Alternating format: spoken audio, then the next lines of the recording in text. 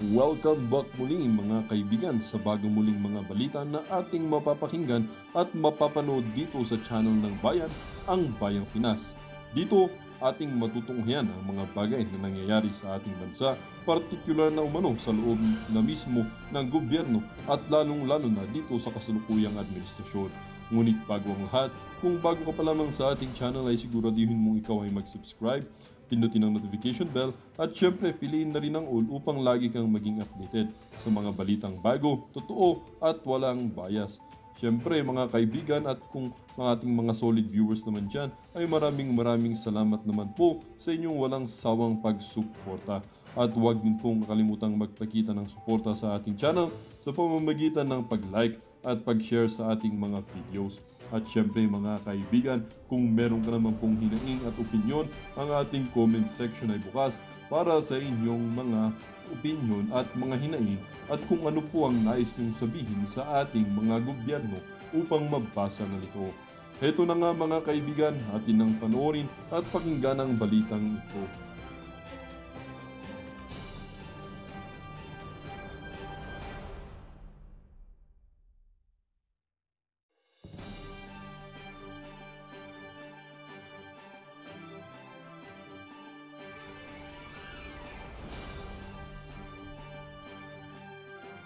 Sa sinulog contingent, magpakondisyon sa practice, pinaagi sa drugas, nasikop. O, kahit hindi po ako Bisaya, ewan ko po kung tama yung tama po yung aking sinulog di sa Cebu po to, Cebuano. Pasensya na kayo kung mali ang translation ko. Drummer sa sinulog contingent, magpakondisyon sa practice, pinaagi sa drugas, nasikop. O meron daw pong nahuli na shabu dahil po magpapakondisyon sa practice. Yan po yung sinabi ni Marbil, di ba? Na yung mga ibang nagdodroga ay hindi talaga addict, kung hindi nag-extend lang ng oras. Siguro kinakailangan nilang mag-practice para sa sinulog, yung mga drummer. Yung drummer po nung mga nagmamarcha. Yung tugtugdug, yung, di ba? Ayan po. Okay. Tapos po ngayon, yan po kahapon. No? Ngayon naman, konti na lang Serbado, makukuha mo na ang lingwaheng Cebuano. mali ba yung ko?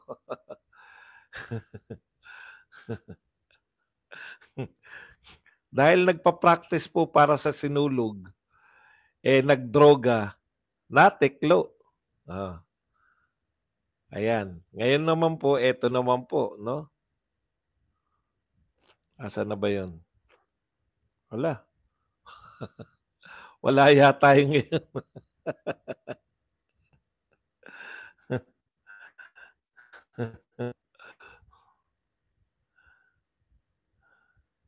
Asa na ba yun? Naglaho. O yan po yung tungkol po sa namaril, no? Na lango sa ipinagbabawal na gamot. Namaril po, 3 po ang namatay. Okay. Alam po ninyo, mawalang galang na po, no? Sa mga taong na nagsusulong ng mga human rights. Ito po yung kinalimutan natin. Dahil napakaganda na po ng war on drugs. Kaya po 81%, no? Si Pangulong Duterte nung siya'y nanunungkulan bilang Pangulo. Kaya po siya nagkamit ng pinakamataas na mga rating. Vote approval, trust rating, at lahat po ng rating, no? Yan po yun dahil po sa war on drugs.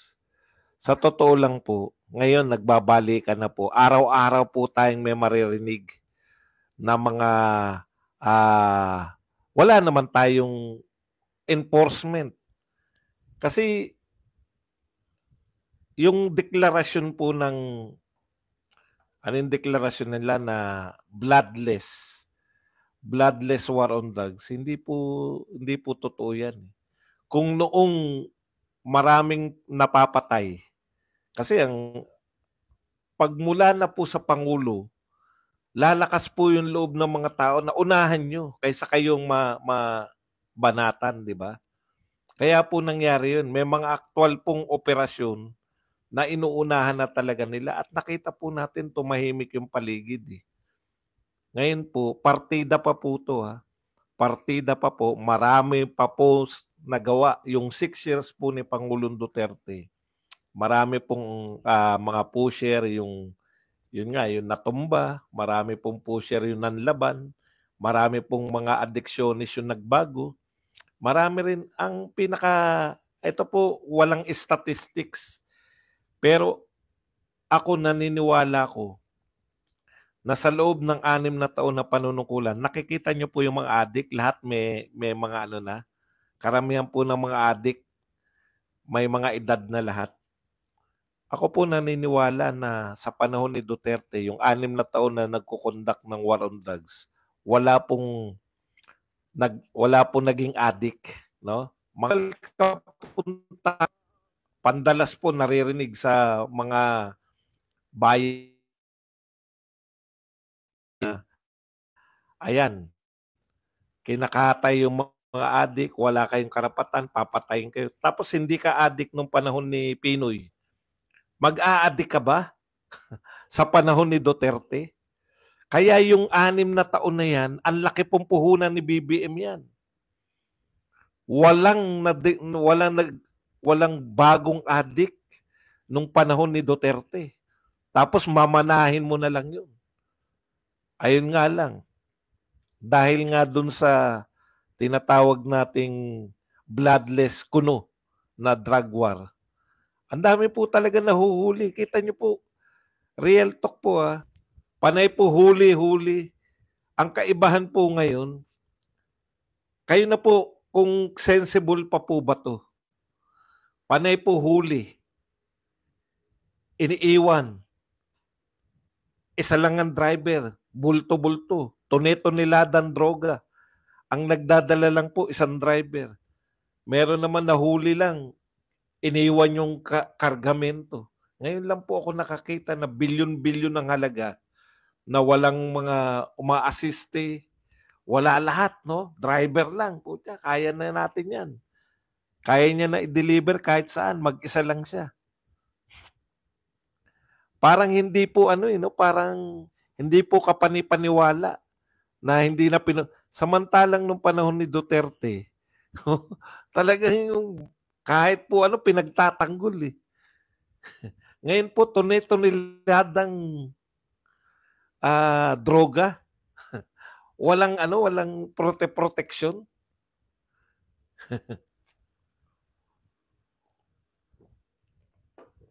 Okay. Kaya yan lang po, no? Ine-expect po natin to dahil ngayon ang tanong, bakit walang kondemnasyon dito sa mga tao na to na kumukundina tuwing may napapatay po ng mga tuwing pong may namamatay na pusher, tuwing may napapatay na drug lord, ang ingay po ng mga human rights, tuwing may napapatay na sa bypass operation, mga maliliit, sabi nga nila, hindi naman po nila inaangal na walang involvement sa droga eh. Yung mga testigo po wala naman po nagsabing napaka-minimal lang. Isa lang yung sinasabi nila na nadamay dun sa mga testigo kahit saan eh. Lahat po involved sa droga, lagi lang nila sinasabi na mga mahihirap lang kami, mahihirap lang yung asawa ko. Pero hindi po nila dinideny na tulak eh. Di po ba? Okay, ang point lang, kinukundina ninyo yung mga napapatay dahil mahihirap sila na tulak. Hindi nga mahirap, mga drug lords nga kinukundina nyo rin eh. Yung pagkamatay sa bilangguan ng mga drug lords, di ba? Yan yung isa sa mga sinasabi nilang kasalanan ni Tatay Digong. Pero ang tanong lang po, ito po ang pinakamalaking katanungan. Bakit hindi po ninyo maikondina itong mga biktima naman ng mga addiksyones? No? Katulad po niyan, basta na lang namaril dahil langon-lango sa droga. Wala lang, wala lang. Wala man lang nagsabi dito sa mga tao na to na pag may namamatay na drug lords, kala mo napakalaking kasalanan. Hindi po ba kasalanan to? Biktima pa rin ba yung adiksyonist na namaril?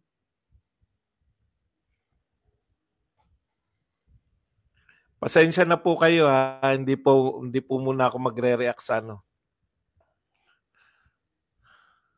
Sa may ano. Ngayon, eto kasing same people eh. Konti lang po sila. Nagpakita na nga sila kanina sa EDSA. Oh. Konti lang po yung mga tao na yan na kumukontrol sa atin. Kumukontrol sa media, kumukontrol sa... syempre ngayon, katulad yan, yung mga anti-war on drugs, kukunti lang naman talaga yan. Nakakaraming Pilipino, gusto po yung war on drugs ni Duterte. Pero bakit sila yung tila nagpapasya, no? Sa lahat. Kundina na kundina. Kaya maganda itong Iglesia ni Cristo. Eh. Nagpakita na po yung tunay na mamamayang, yung boses ng mamamayang Pilipino. Yan po. Ayaw namin sa politika. Pinupolitikan nyo lang yung mga Duterte. Marami dyan sa congressman. Maka-war on drugs. Pero ngayong dahil kinakailangan kalabanin yung mga Duterte, napipilitan lang silang kunin niyang, pero deep in their heart, gusto nila yung war on drugs ni Tatay Digong. Kinundi na ba ni Dilima itong namatayan? Kinundi na ba ni Dilima yung mga namatay na maril lang? Hindi pa rin dahil biktima pa rin yung adik. Hindi niya control, di ba? Yan yung tingin ninyo eh. Okay, punta po tayo rito sa disbarment. Sabi po ni Panelo, ibabasura lang yan ng Supreme Court. Yan disbarment na yan. Bakit? Sino ba yung famous na disbar? Kasi baka yun yung inaano nyo eh, no? Ang famous po na disbar, eto si Lorenzo Larigadon. Yan po. Same people. Yung mga na-disbar, yan yung nagsasalita sa kanila tungkol sa kahirapan. Yan yung nagsasalita sa kanila tungkol sa mga nagbibigay ng linya sa kanila ng anti-Duterte. Sigadun po, no? Hindi na po nangailangan yung Supreme Court na may magreklamo pa kay Gadon. Mismo dun sa video, ayan no, by unanimous vote, the Supreme Court in Bank resolved to disbar Attorney Lorenzo Larigadon for the viral video clip where he repeatedly cursed and uttered profane journalist Raisa Robles. The court had motu proprio taken cognizance. Motu proprio po ang ginawa nila. Hindi na po kinakailangan nila na may taong magpa-disbar kay Gadon. Sila mismo. Pinanood nila yung viral na video ni Gadon na sinasabi niya, mula ulo hanggang pa, minura niya si Raisa Robles. Ako naunawaan ko po eh. Kung makikita niyo po kung gaano kasotil din tong Raisa Robles, talagang maririndi rin kayo sa kasotilan. Kaya lang, grabe talaga mga sinabi ni Gadon. Meron pa siyang sa aso, si Raisa Robles, di ba? Oh. Yun po, nung narinig po yan ng motu proprio, sila na lang po, wala na po silang hinintay na magreklamo pa. Sila na mismo, yung Supreme Court, ang nag-disbar kay Larigadon dahil hindi nila matiis na merong alagad ng korte na ganun magsalita. O eto po, tanong po. Tanong po sa inyo. Ganun po ba ang pagmumura ni Tatay Digong? Ang malalaswa po ba ang salita ni Tatay Digong na walang kontrol? Yung pagmumura po ni Tatay Digong, normal po yan. Ganyan po magsalita yung mga tao na nagmumura. Hindi naman po niya ginagamit yan para masyak yung mga publiko. O ikalawa, sinasabi nyo kriminal. Kriminal, palamura, bastos, mamamatay tao. Paano nyo napatunayan? Ano sabi ni Panelo?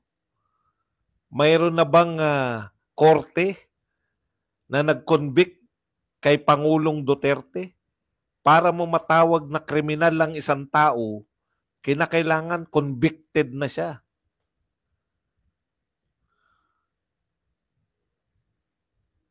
Hindi po siya nagmumura na yung nalalasuan po. Yung bahagi lang ng kanyang pananalita yun. At kung normal lang po yun, hindi po yun karapat-dapat na madisbarka. Ikalawa, yung kriminal at mamamatay. Sabi ni Panelo, anong korte nagsabi na convicted si Tatay Digong? Oh. May kilala kami convicted, kasama nyo. Yung mga kasama nyo convicted eh.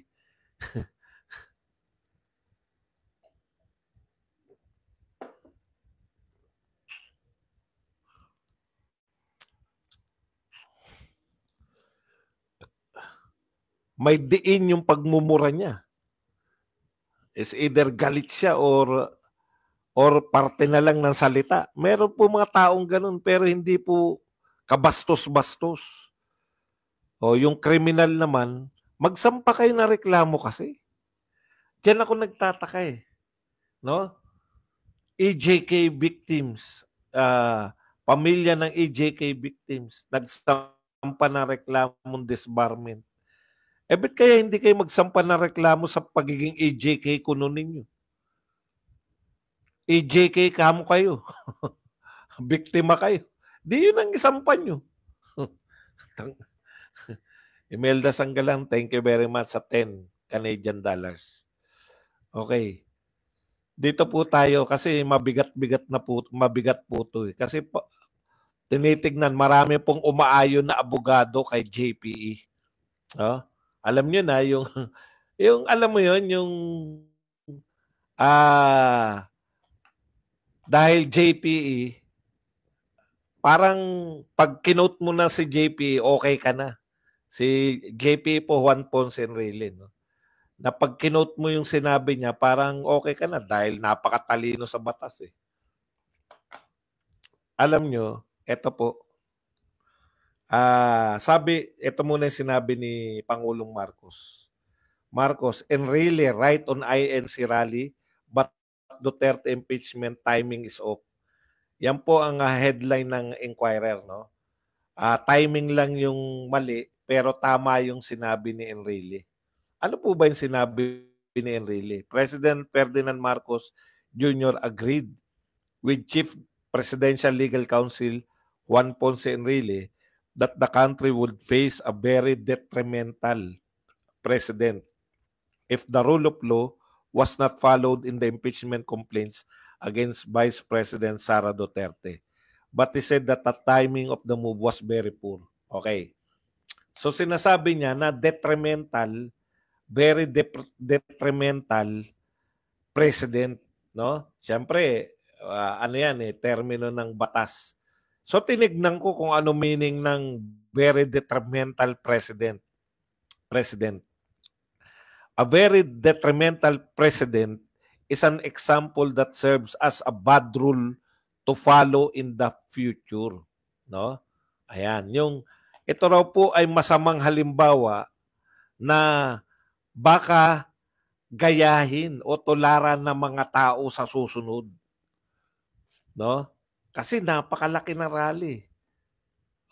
Nakakasama daw itong ginawa ng iglesia, baka kasi sila tularan. Alam po ninyo, may president po, no? Ang halimbawa, ituloy pa natin yung sinasabi ni Enrile. Ano ba yung sinasabi na, ayan, Juan Ponce Enrile had questioned the logic implicit in the January 30 National Rally. Yan. Ng INC na nag-oppose sa impeachment. Ang tanong ni JPE, ito raw po ay magsasacrifice the rule of law without exacting accountability. Okay. So, di ba tinatanong niya, kaya bang magbago ng batas ng Iglesia ni Cristo? Kaya bang, kasi ang pinalalabas ni Enrile ganito, ano lang po kayo, please bear with me. Medyo, medyo komplikado ng konti. Ang sinasabi ni Enrile, masama pong halimbawa yung ginawa, baka tularan ng next generation o sa mga susunod. No? Kasi ang Iglesia ni Cristo, wala naman siyang karapatang baguhin kung ano yung nasusulat ng batas. At malinaw po na may impeachment sa ating Constitution. Okay. So parang tama sa biglang tingin, no? Kasi tama naman eh. Tama naman sinasabi niya, wala namang karapatan kahit na gaano kayo karami, wala kayong karapatang magbago ng saligang batas. Wala nga kayong karapatang mag-introduce ng batas eh. Di ba? Okay. So, tama na ba si Enrile? Umaayon ka ba Badong? Hindi. Hindi ako umaayon. Kasi, ang tanong ko, bawal ba sa batas yung ginawa ng Iglesia ni Cristo? Hindi rin. Di ba? Okay. In fact, kung titignan natin, no, sinasabi paulit-ulit ng Iglesia ni Cristo o paulit-ulit na sinabi ng mga speaker na pawang mga Iglesia ni Cristo na sinusuportahan nila yung panawagan. No? Sinusuportahan nila yung panawagan ni Pangulong Marcos na wag na yan kasi wala tayong mahihita sa impeachment. Matatali lang yung Senado at Kongreso. Ang gusto na Iglesia ni Cristo, lutasin ninyo yung mga tunay na problema. Kaya po kami sumuporta eh, di ba? Ayaw natin na impeachment. Pero tama po ba? No? O dinaan lang sa dami? Nasa 1987 Constitution po yung ginawa rin. Hindi po binabago. Wala po ako narinig na gusto naming baguhin ang saligang batas. Wala pong ganun. Wala po ako narinig na ganun. Pinakinggan ko ngayon si Tumanan eh. Baka ako nagkakamali ako eh. Si kapatid na Arnel Tumanan, nakinig ako ngayon eh. Wala naman pong sinasabi na balak nilang baguhin. Sa pagkilos na to, balak namin baguhin ang saligang batas. Wala po. Pero may batayan ba yung pagkilos ng Iglesia ni Cristo? Meron po. Naayon ba yun sa saligang batas? Naayon. O ito po, babasahin natin. Article 2, Section 1. The Philippines is democratic and republican state. Sovereignty resides in the people and all government authority emanates from them. O, di ba? Yan po yung principle of people power. Power of the people. That the power ultimately belongs to people. O, tao ba yung mga Iglesia ni Cristo? Article 3, Section 4.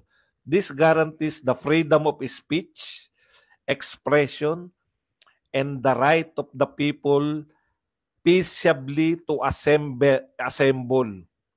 O, yan ha. Freedom of speech, expression, and the right of people to peaceably assemble. Kaya nga po, nililinaw yan ng ng Iglesia ni Cristo. Ito ay peace rally. No? Mapayapa po ba? May nanggulo ba? Wala.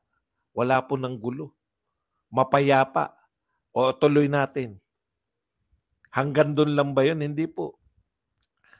To assemble and petition the government to redress grievances. Ibig sabihin, pwede po silang manawagan ng mga kagustuhan nila. Nananawagan po sila na itigil na ninyo yung pamumulitika sa mga Duterte. Magtrabaho na kayo. Alam nyo, wag nyo pong buray ng buray. Nakita ko po yung binubura nyo eh. Okay naman eh, impeach Sara Duterte. Kasi po pag lahat po buburahin ninyo, wala na akong sasagutin. Ano ba naman, hindi ba natin ganito na lang po, pag hindi ko sa tingin nyo, hindi ko kayang sagutin, tsaka nyo po burahin. Ang dali lang po sagutin ng impeach Sara Duterte. Huwag naman kayo mawawalan po ng kwenta tong ating tong ating page ay itong ating YouTube channel. Lahat buburahin na lang natin. Pag hindi sang-ayon sa atin, gusto ko nga yung, di ba sinabi ko na yan sa inyo? Gumaganda po yung talakayan natin pag merong mga taong hindi sumasang-ayon.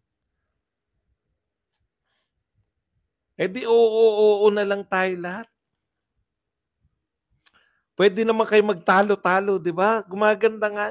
Magtalo-talo lang kayo.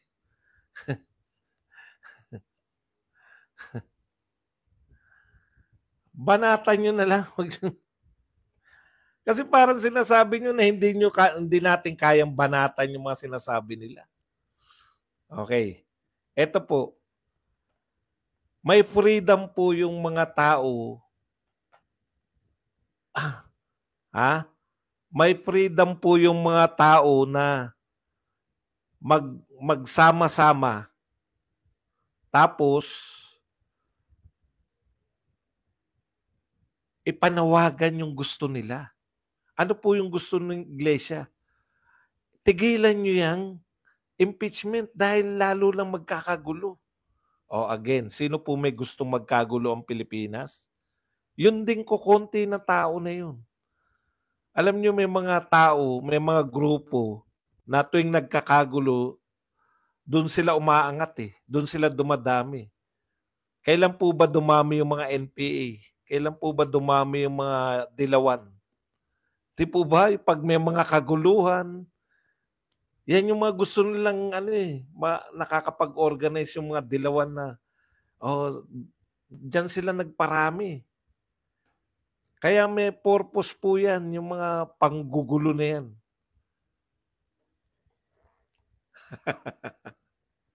Yan, okay yan, bullshit Duterte. Akala ko impeach Duterte, Sara eh.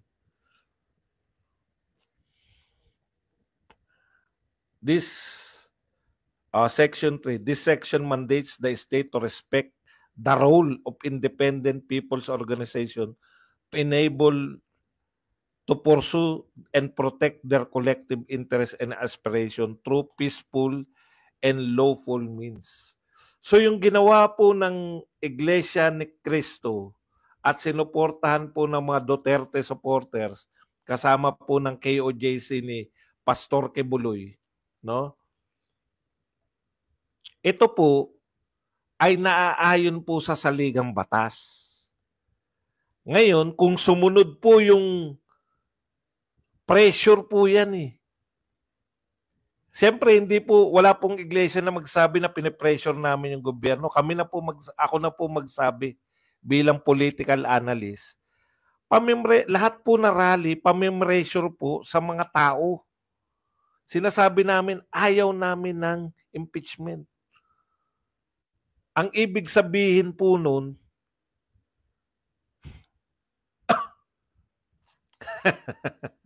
ang ibig pong sabihin nun na pinipressure po para sa maganda yung gobyerno. Hahayaan lang ba ng Iglesia ni Cristo yung nagaganap? Hahayaan lang ba ng matitinong tao dahil nakalagay sa batas na pwede mong impeach yung Vice President? Nagbigay po ng mga biblical na halimbawa. Bago pa po doon sa batuhin. Meron pa po doon yung mga Pariseo. Ano ko lang po, maganda po yung ibang approach po yun. Hindi ko po naririnig yan sa mga political rally. Yung sinasabi po, tinatanong si Cristo ng mga Pariseo at kung sino pa yung mga magagaling po sa batas ni Moises. Bakit po nila tinatanong si Jesucristo? Hindi po nila gustong malaman yung katotohanan. Tinatanong po nila para madiin si Kristo. Baka mali yung isagot, may pandiin po sila. Diba? Maganda pong halimbawa yun eh. Sa ginagawa ng Quadcom, sa ginagawa nila kay BP Sara. Hindi po sila nagtatanong for the sake na maliwanagan. Nagtatanong po sila para gamitin nila yung pagtatanong nila para palabasin na masamang tao yung mga